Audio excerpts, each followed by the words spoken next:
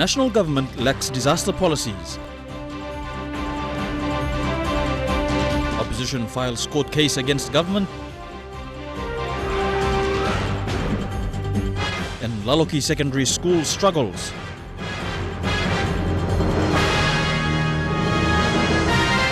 This is National EMTV News with Meriba Tulo. Welcome and thank you for joining us. This is Sunday's news. Papua New Guineans are at risk if natural disasters strike because several laws to protect them are not in place. This has been revealed by the National Disaster Centre. According to Coordinator Kaikabu Kamnanaya, these policies are important because they protect people's welfare. Papua New Guinea is prone to natural disasters such as landslides, volcanic eruptions, tsunamis and earthquakes. It also has a world record of being the first climate change refugees, with Cataracts Islanders in the autonomous region of Bougainville, the displaced Manam Islanders of Mereng, and with the dry spell currently experienced in the country. PNG National Disaster Coordinator Kaikabu Kamnanaya says policies like internal displacement, resettlement and outside people need to be developed. There is no policy at the moment. So hopefully very soon to get the policy, that's what we need those leaders, agencies or leading this to take leads. So hopefully by next year there should be a policy. All these catastrophic events have called for the disaster risk management training that is important for people to be resilient to natural disasters.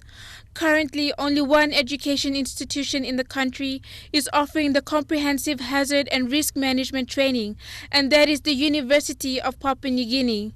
About training public charm is we want to get the citizens of Papua New Guinea to be able to understand the language that we speak.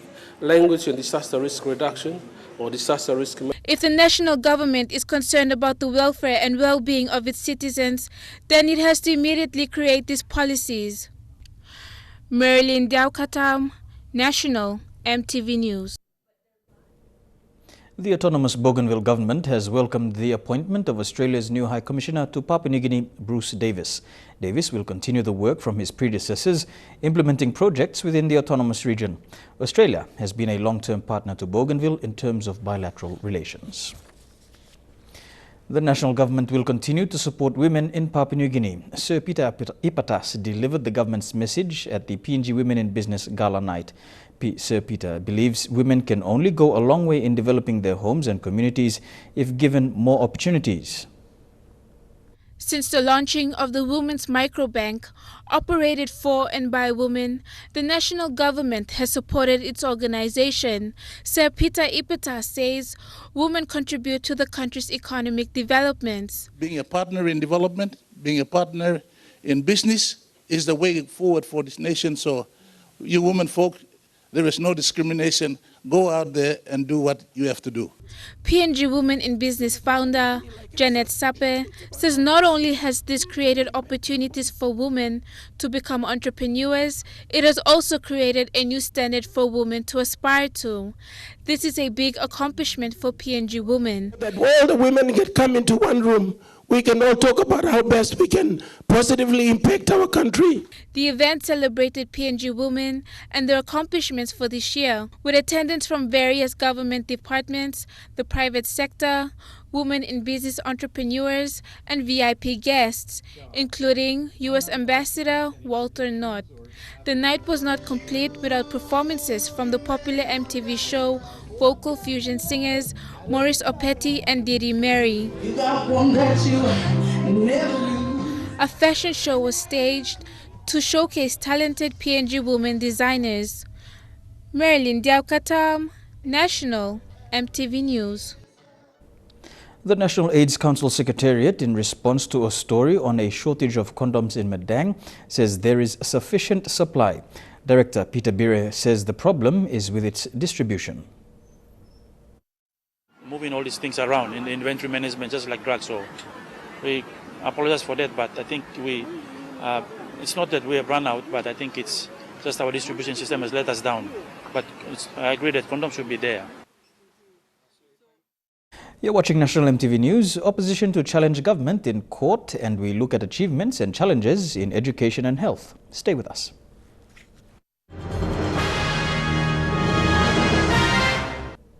Welcome back to the news.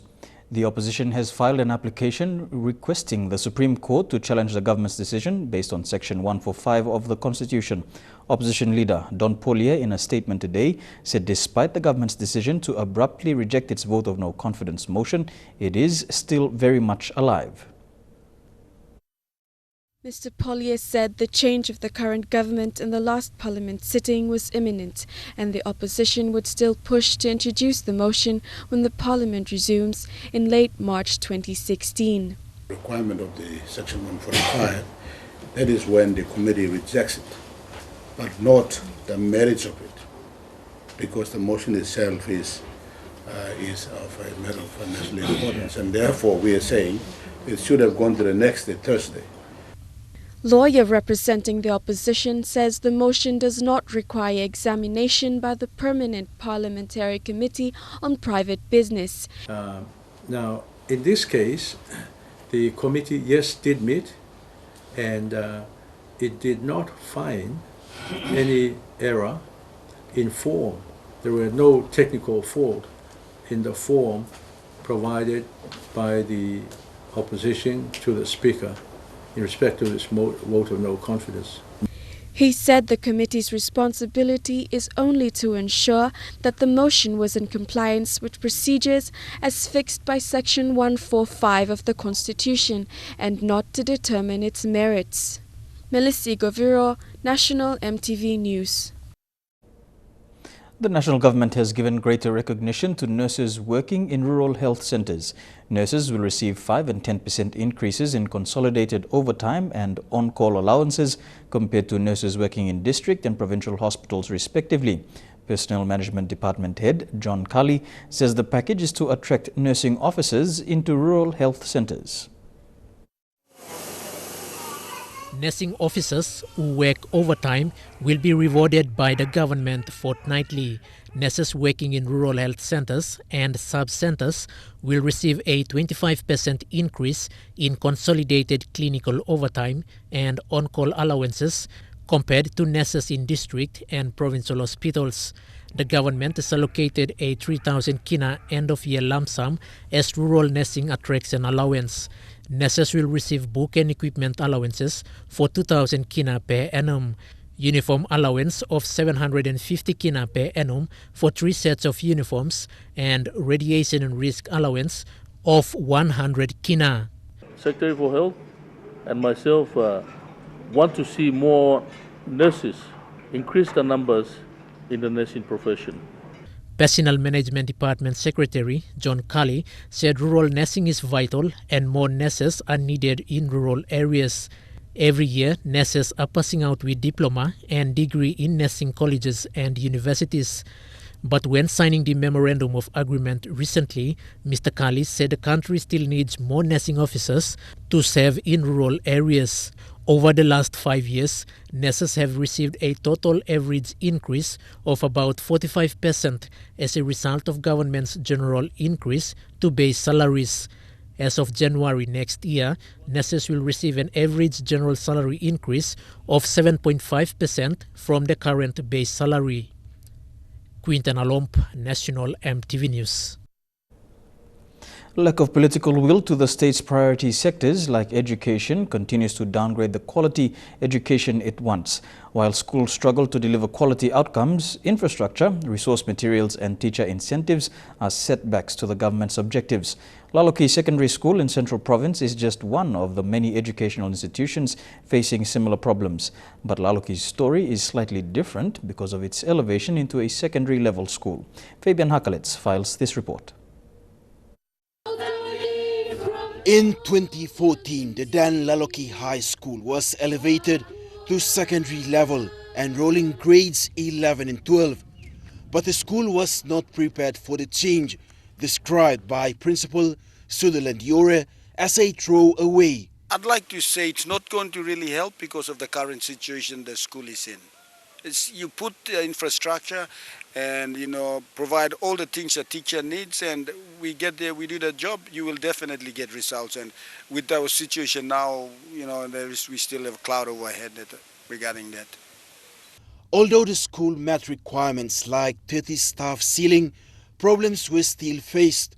Currently, 14 of 30 teachers have been forced to live under makeshift accommodations, students' dormitories, classrooms, dining hall, practical skills building, and even an old tool house. Even dormitories and classrooms have deteriorated. On situation, we have 5 teachers sleeping in the girls' dorm with their families. And these teachers are teachers with secondary learning experience, well-qualified teachers. It's not that teachers that have been recruited or modified like what many schools and provinces are doing. Despite all these problems, Principal Mr. Yore says it's the passion that they remain loyal to their duties, and this has been reflected in students' examination results. What has lacked is political intervention from the Central Province parliamentarians. Like all other politicians and leaders, it's only talk in gatherings like this, and to date we have not received anything. With the share of TFF funds, the school has used it to maintain classrooms. Fabian Hakelitz, National MTV News. You're watching National MTV News. Trukai Sports is next. We'll bring you all the action after the break.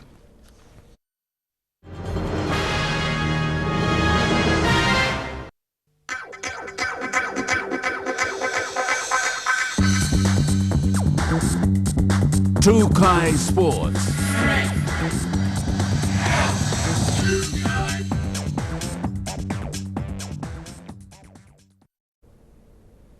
Welcome to Trukai Sports. Renowned surfboard maker Tom Wegener is in the country with fellow filmmaker and photographer Nathan Oldfield. Wegener will spend some time with the local board makers in Tupira, Medang Province, making and shaping local surfboards.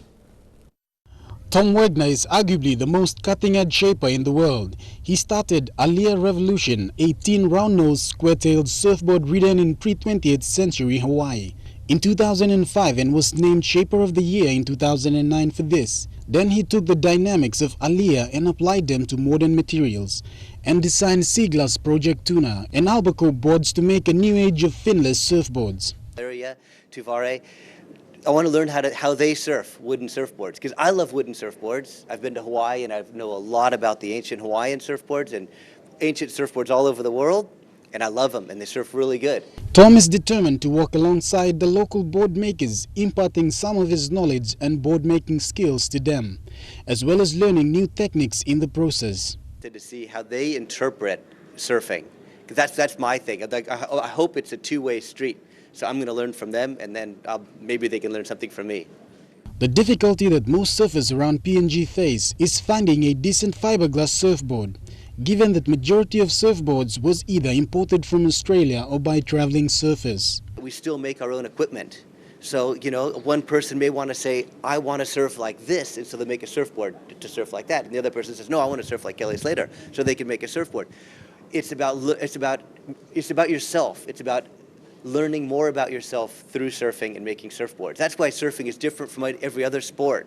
Oldfield, an experienced filmmaker who creates archingly beautiful and thoughtful surfing film over the years. He will film and document the board builders up in Tupira. Document the story and what's happening up there, and to be honest, I don't really know anything about it. I'm just along for the ride, looking forward to it. And I've heard really exciting things, what's happening up there, so yeah, I want to try and capture that story in a film. The growth of SAPNG affiliated clubs in PNG in all divisions is inspiring the growth of surfing culture in PNG. Shane Saroya, National MTV Sports. To football now, and in the NSL, Gigara Tepo FC and Huawei PS ended this afternoon's National Soccer League matches in a 1-1 draw at the Bisini precinct in Port Moresby. It was a physical encounter between both teams going head-to-head in a battle that got the crowd onto their feet. The first half saw both teams exchanging possession in an attempt to gain dominance early. Several attempts to score by Huawei were thwarted by Gigera, who themselves had equal efforts on the other end. Half-time, and both sides went into the break scoreless. The second half, however, saw Gigera score in the first few minutes, although Huawei's Pokana Mea followed shortly after, equalizing. As the match progressed, both teams struggled with frustration, the final 20 minutes dominated by more lost possession. Towards the end of the match, most of the game was played on Gigira's side with a strong defense placed, as the match ended in a 1-1 stalemate. Jeremy Moggy, National, EMTV Sports. And that ends True Kai Sports for today. We'll be back with the weather details for the next 24 hours after these messages.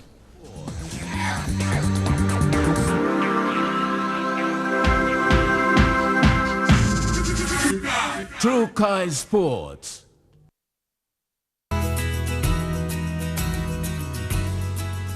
Taking a look at the weather forecast for the next 24 hours. First of all, in the southern region, mostly fine in Port Moresby, Kerma and Popondetta. Fine as well in Daru and Alatau. To the Momasa region, brief showers expected in Lei, Wau and Medang. A few showers expected as well in Wewak and Vanimo.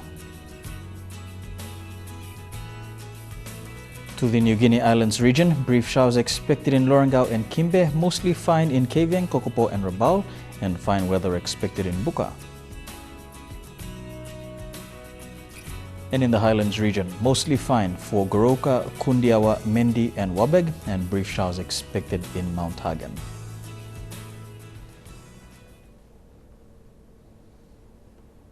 Before we go, a quick look at what's making headlines in PNG. National government lacks disaster policies, opposition files court case against government, and Laloki Secondary School struggles.